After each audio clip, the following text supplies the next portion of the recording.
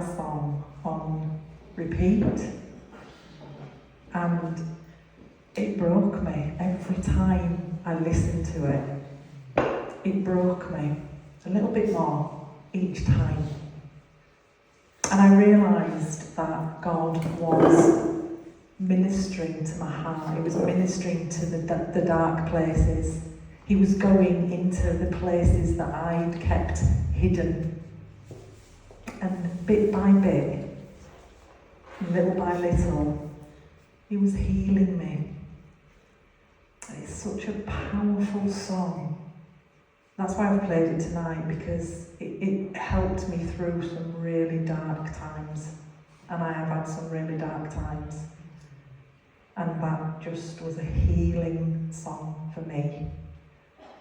And you know, if you do cry, if you do feel emotional, that's God healing you. Worship is so powerful. It's not just about singing songs, it's about God ministering to you. So that was one of my really special songs where I received a lot of healing. So tonight I'm going to be sharing a part of my testimony. Not all of it, because it's a big testimony. But I just want to start by just talking to you about the mess to mission. I was a mess. In 2015, my life was a mess. And without going into too much detail, because I'm going to come on to that, God took me from that mess. He did everything that He needed to do.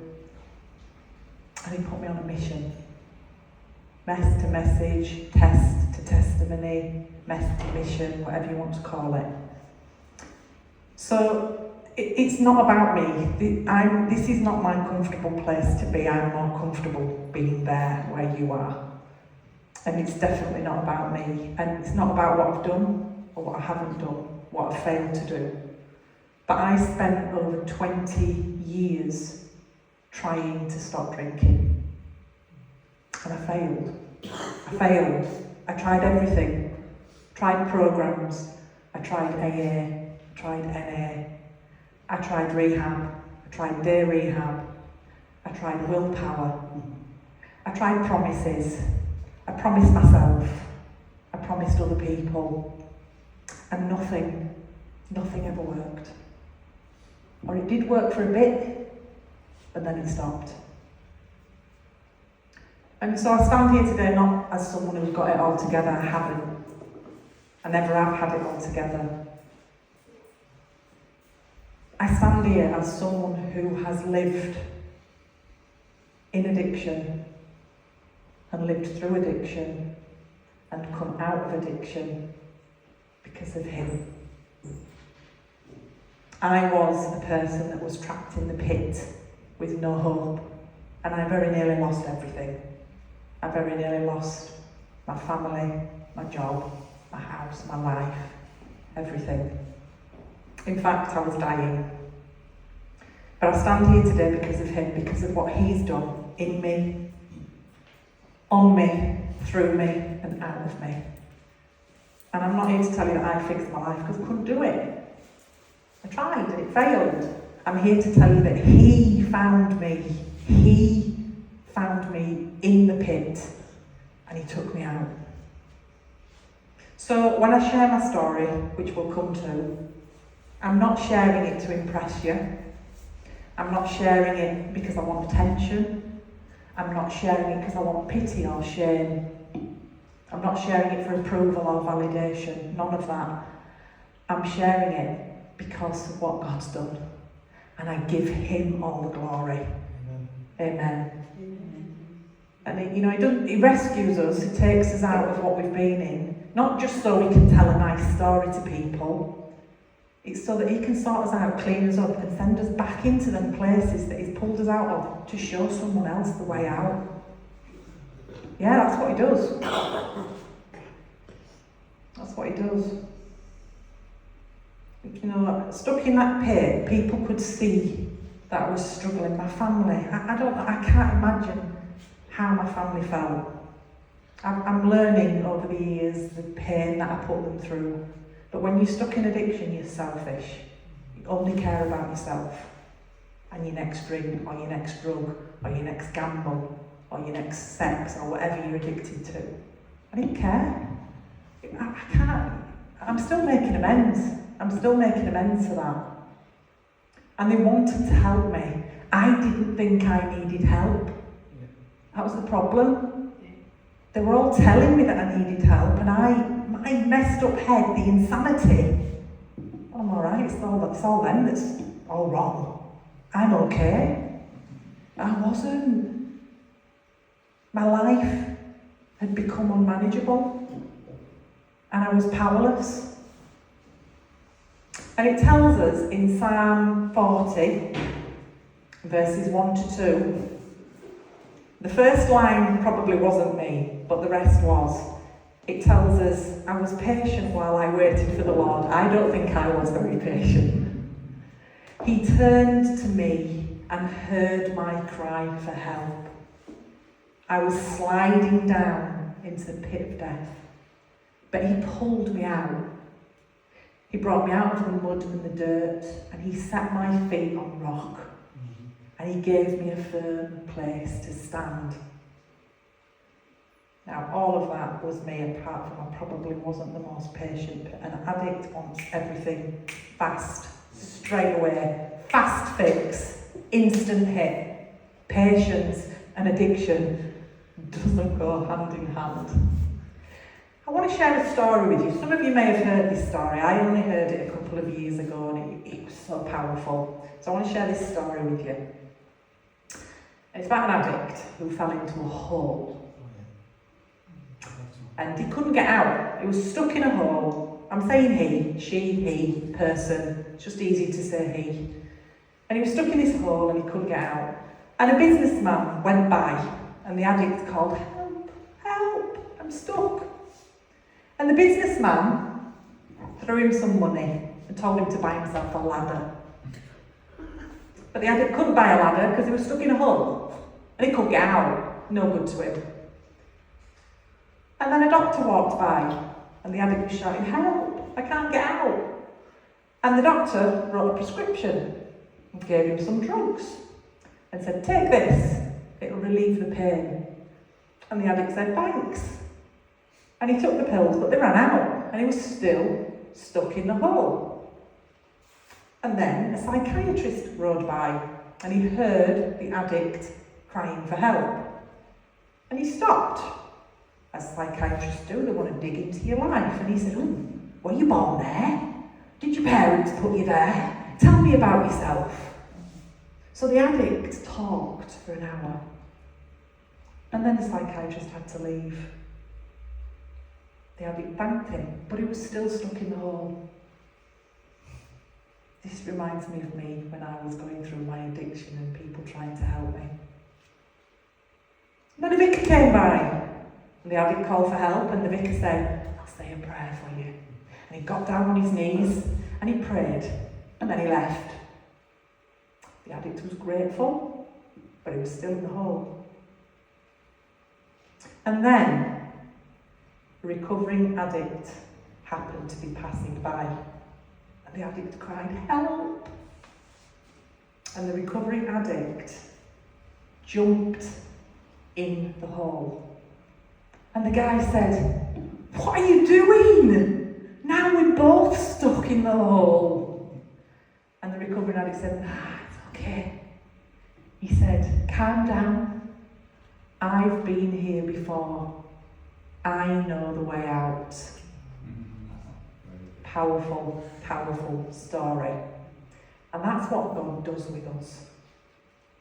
That's what he does. He climbs into our brokenness. He doesn't stand at the top shouting orders or telling us to do things. He climbs in to that pit, into that hole. He shows us the way out. He cleans us up. Then he uses us to go and help other people. So there's a couple of biblical examples of how God has used broken people, which you can read about in the Bible. Moses, he was a murderer, but God used him to set a whole nation free. He was a murderer. Rahab was a prostitute, but God used her to protect his people. Peter denied Jesus, but God used him to build his church. And Paul used to persecute Christians, but God used him to write half of the New Testament. So if you're sat there thinking, God can't use me, I'm too far gone, you are exactly the person that he's looking for. You are exactly the person that he wants. He wants to take your brokenness, put you back together even better than you were, to send you back to help other people get out of that pit. You are not too far gone. Nobody is. And in Isaiah 61, it says he gives us beauty for ashes, joy for mourning, and a garment of praise instead of despair. But then it says something else, something important. It says they, when it says they, they're talking about us, you, me. They will rebuild the ancient ruins and restore the places that have been devastated. They, that's us, the very ones that he's healed, the broken, the addicted, the ones in trauma, the abused, abandoned, rejected. We, us, we become the rebuilders. So, back in, I can't remember when it was, might be January, I started a course with the Proclaim Trust. I don't know if you remember, back in January, Barry Woodward came to speak. He was an addict, and he set up this Proclaim Trust. He does loads of work, goes into prisons, does all sorts. He's written a book called Once an Addict, and he does this course called Your Story Reframed, and anybody can go on it. And it's about telling your testimony in a different way. I've not shared my testimony very much because I was in a job where I couldn't until I was released from that job, and I started sharing it more. But this teaches you to tell your story in a completely different way that I've ever been used to. So I got an assignment to do, and the assignment was to tell whatever the Holy Spirit brought to my mind, part of my story, in 10 minutes. And I was like, 54 years into 10 minutes. That was the first challenge. And the next part of it was, I want you to tell it before you met Jesus, during meeting Jesus, and after. So your life before, your life during, and your life after meeting Jesus. So I did my assignment, and I submitted it, and there was a panel of 4 judges, and we were supposed to go on this particular day and present it, but it was the day that it was my friend's funeral, so I had to do it on Zoom. And it was presented to these 4 judges. One was a writer, one was a public speaker, who was Barry Woodward, and there was another one. And 3 out of the 4 judges said it was brilliant, really good, nothing needs changing, it's great. And then the 4th judge hurt my feelings. Said it was too long, it was too preachy, it was too much about God. And I was like, I cannot tell my story without speaking about God. So that was my assignment. And what I want to do, if you'll allow me, tonight, I'm going to share that 10-minute testimony. Because I love you and I trust you, and I'd like your feedback. I'm going to share it with you as I wrote it. I'm going to get some feedback if you've got any. And then I'm going to tweak it. So you might get the unedited version, and then the edited version maybe in a little while, and we'll see if there's any difference. So I'm going to share what I had to work on. I'm a bit out of my comfort zone, So bear with me. So this is what I prepared. So I'm going to share it with you, and then I'm going to turn the camera off and I'm going to ask you for feedback. Because I love you. Okay. Let me take you back to the summer of 1977. It's early morning. Our house was silent. A bit like that. You could hear a pin drop. My dad was sleeping off the effects of heavy drinking from the night before again. The smell of stale alcohol and cigarettes just hung in the air. You could smell it every morning, the smell of alcohol, the smell of cigarettes. And our mum was laid in bed exhausted, worn out from trying to keep the family together. My two older brothers, well, they never surfaced before lunchtime. But me and our Kevin, we were always the early risers. Kevin was 10, I was 6. We'd creep downstairs into the living room, the room where so much more happened than just watching television. The room where my childhood innocence was stolen, where fear took root and where silence became survival. That morning felt no different until Kevin spotted our mum's cigarettes on the coffee table and his eyes lit up with mischief, curiosity, or maybe something darker. A smile crept over his face and he took cigarettes and he said, "If I light one, will you try it?" Now, I didn't know how to say no to him. He was doing things to me that no child should ever experience. He was doing things that no brother should ever do to his sister. And I lived in constant fear. I was terrified, trapped in a nightmare. And he fumbled around clumsily with the cigarettes, and then he lit it the way he'd seen our mum do it. And he took a puff. And then he coughed and smiled at me again. And then he held it out to me. Now normally, I would have been too frightened to say no. But something inside of me that was bigger than anything I've ever felt before screamed, "No, don't take it, don't smoke the cigarette." Stopped me from putting the cigarette in my mouth.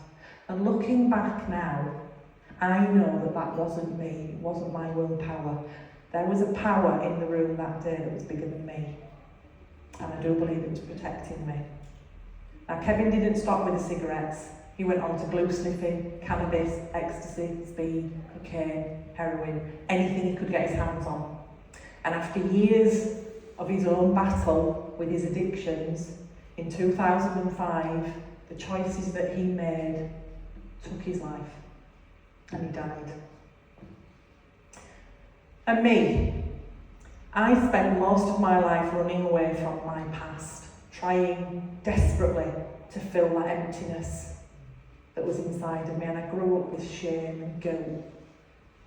And I vowed that I would never be like my dad, who was an alcoholic, and I would never be like my brother, who was an addict.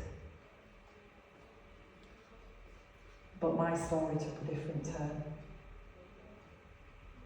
I'm going to fast forward now, 40 years. And as I opened my eyes, the bright lights were blinding me. And I got that sinking feeling, I'm here again. Couldn't place where I was, but I knew I was somewhere that I'd been before. Something had happened and it wasn't good. And then I could smell that hospital smell. You know, the smell that you get, which I actually quite like, the smell of hospitals. Smell that smell. And then I could feel the scratchy sheets on my body. And then I felt the pain searing through my body. Pain all over. Everything hurt. And I was told after that I'd broken my ribs and I'd broken my foot. Everything was hurting and broken, but not as much as my heart. And as the shame and the guilt and the fear and the hopelessness all flooded back, I realised that I was back in hospital again. Wasn't the first time. Some of the nurses were kind, and some of the nurses looked down on me like I was a problem, not a person, and like I just wasn't worth the time. And then the doctor appeared, and his face held a mixture of sadness, pity, a little bit of disgust, and with a big sigh, his words hit me like a sledgehammer. The previous times that I'd been in hospital, it was, you need to think about not drinking as much. You need to slow it down. You need to take a break. But this time was different. And this time he said, Angela, you have to stop drinking or the next drink could kill you. He didn't dress anything up. There was no sugarcoating, no choices this time. Just a calm, clinical statement. And as he said it, the panic gripped me. Just sheer panic, the thought of having to go even 10 minutes without a drink terrified me. And I just thought, I can't do it, I can't live without drinking. But the sad truth was, unlike that morning in 1977, this time I didn't have the willpower to say no. Alcohol had become more than a drink, it had become my best friend, it had become my escape, it had become my comfort. It started off innocently, around the age of 18, I'd go out with my friends, I liked how it made me feel. It blurred out the painful memories of my childhood, blurred out the abuse, my dad coming home, causing fights, causing arguments. And alcohol gave me a confidence, it gave me a sense of control, and I could be a different version of me. I could be somebody else for a short time. But the truth is, from the age of 18 to 45, I was chasing something to fill what I now know only Jesus could fill. My addiction wasn't just alcohol. My addiction was anorexia, it was sex, it was porn, it was food, it was OCD, it was control, it was even work. And I just exchanged one addiction for another. So I'd stop doing one thing and I'd start doing something else. I've got an addictive personality. I've had a conversation today with somebody and, you know, it's all or nothing. When you're an addict, it's all or nothing. For most people, not for everybody. So I exchanged one addiction for another, and I wore these addictions like a mask, trying to cover the shame, the trauma and the pain. But alcohol brought the most comfort. What started as weekend binge drinking became daily survival. When my husband left me at the age of 34 for someone else, that broke me again. And it brought up all the old feelings of I'm not worth it, I'm not good enough, I'm not even worth staying for. And that's when I did my first suicide attempt, which was a cry for help. I didn't really want to die, it was a cry for help. And it failed. And once again, that higher power, I now know what that is, I didn't then, the higher power that saved me in the room that morning, saved me again. But instead of reaching for help, I just reached for more drink, more wine to ease the pain. Then vodka became the change. Vodka was easier to hide and it was quicker to numb.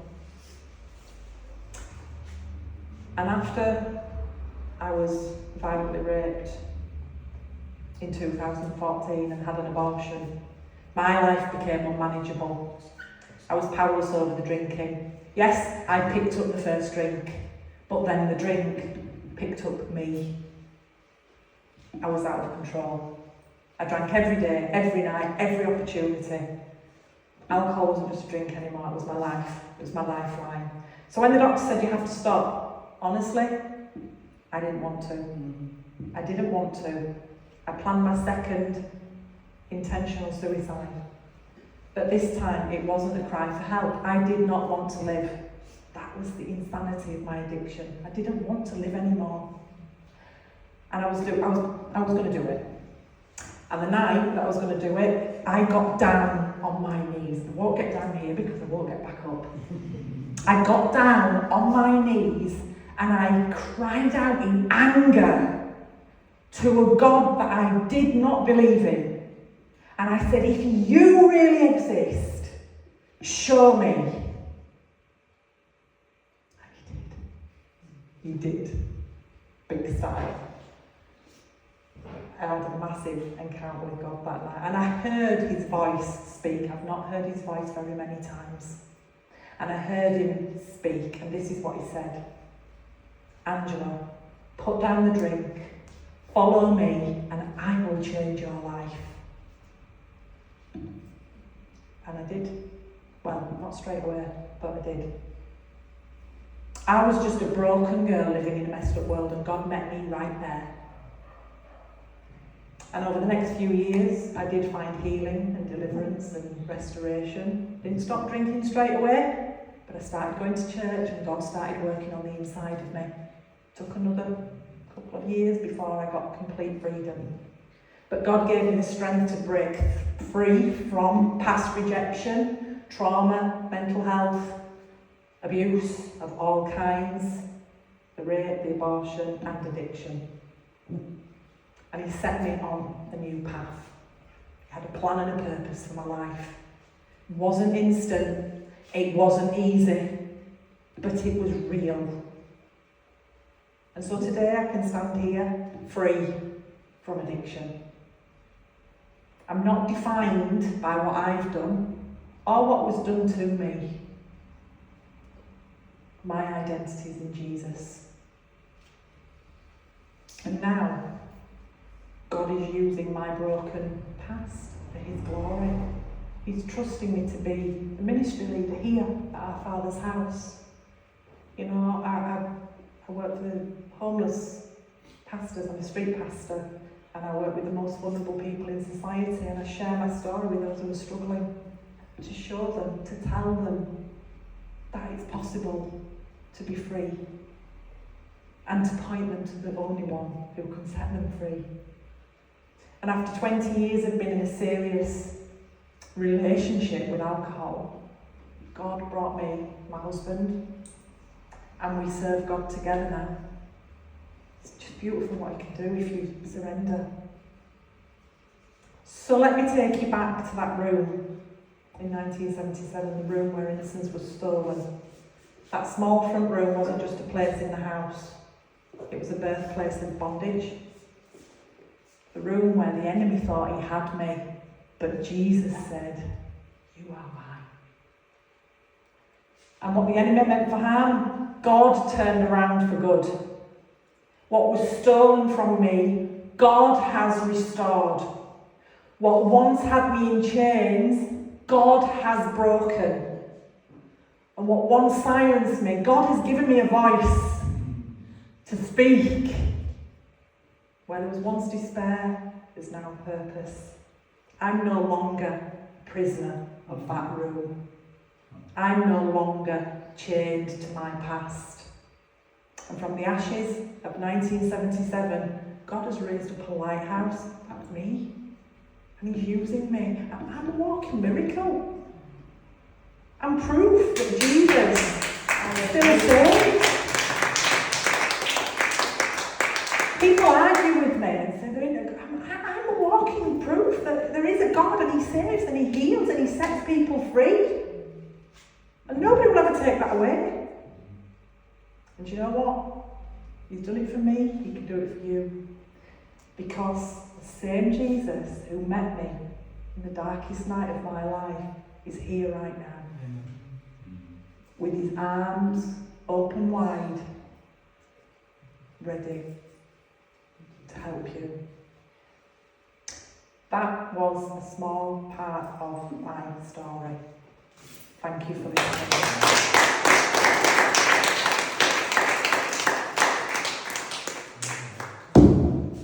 sorry if, apologies if that's triggered anybody. But I know that God doesn't give people more than they can handle.